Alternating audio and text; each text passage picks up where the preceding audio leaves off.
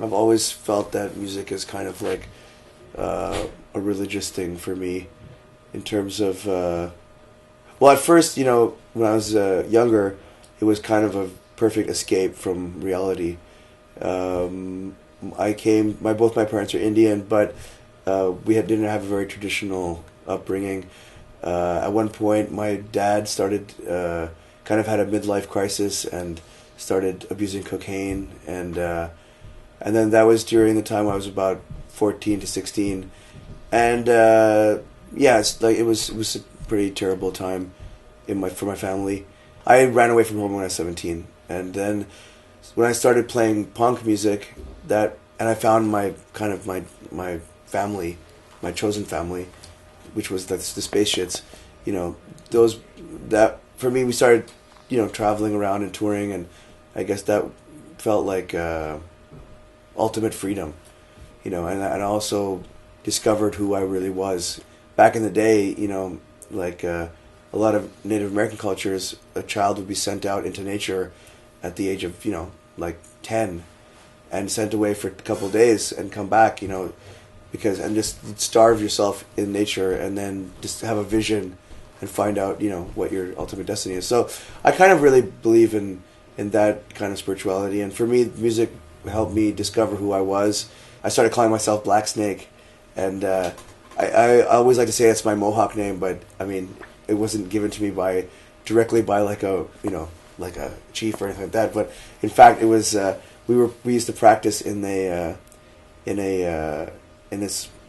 empty place on the Indian reservation called Ganawage in next to Montreal, and I remember in the bathroom there was some paper about what animal your shit looks like, and I mean, it's very common because back in the day, when you're living nomadically, it's really important to take a look at your shit, because then if you're sick or not. So, anyways, I looked at my shit and I saw it looked like the Black Snake, and then I was like, ooh, that's a good name for myself. So I named myself the Black Snake.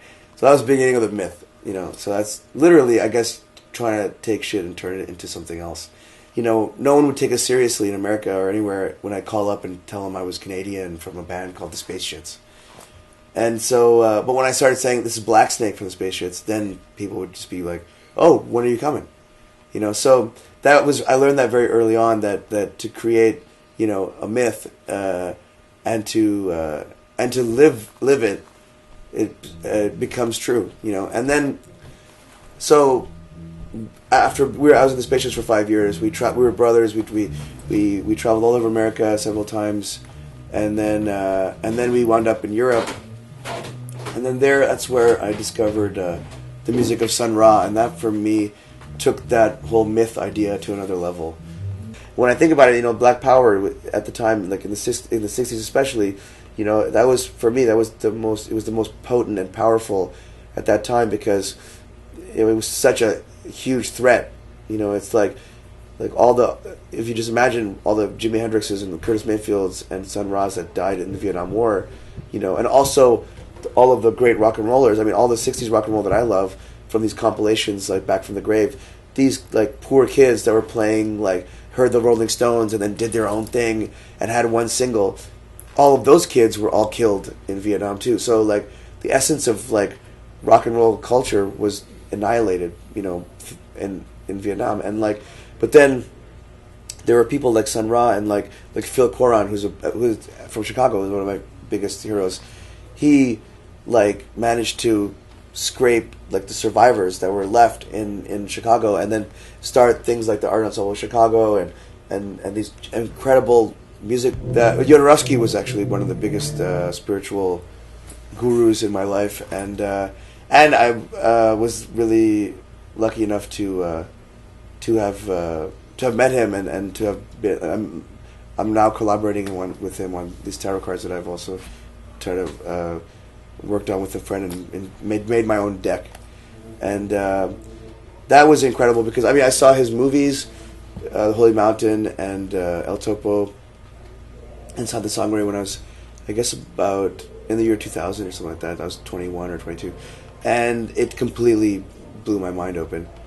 and and that is actually, you know, one moment where definitely my destiny was altered. Finally, when I did get to meet him, I was 33, and he invited me to his house, and I went there, and he taught me he gave me my new cards to use and explained all the things that I might have been, that I should not be doing and doing right, and then at one point after this, like, you know, a few like hours of explanation, he was like, okay, are you ready for me to read your cards? And I was like, no. I was like, I want to read your cards because, wait, I want to read your cards. And he was like, immediately like, no one reads my cards.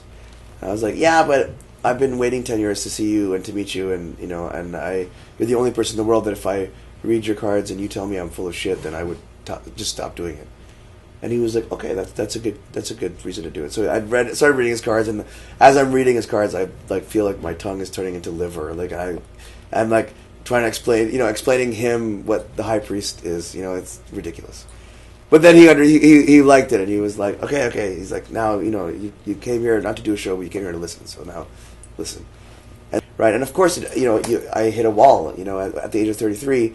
And in fact, when I met Jodorowsky, he told me as I left, he was like, Erich, be careful, this is the year of your crucifixion. And I didn't know what that meant. It was a heavy thing to tell me when I'm leaving. But 1 month later, I wound up in an emergency psychiatric ward in Berlin. And that's why I'm always very open about my whole, you know, breakdown, because I've seen lots of my friends die because of that same situation. And I think lots of kids don't know how to deal with rage and anger, and, you know, but my advice is to go out and start a punk band like the Germs, you know, and destroy.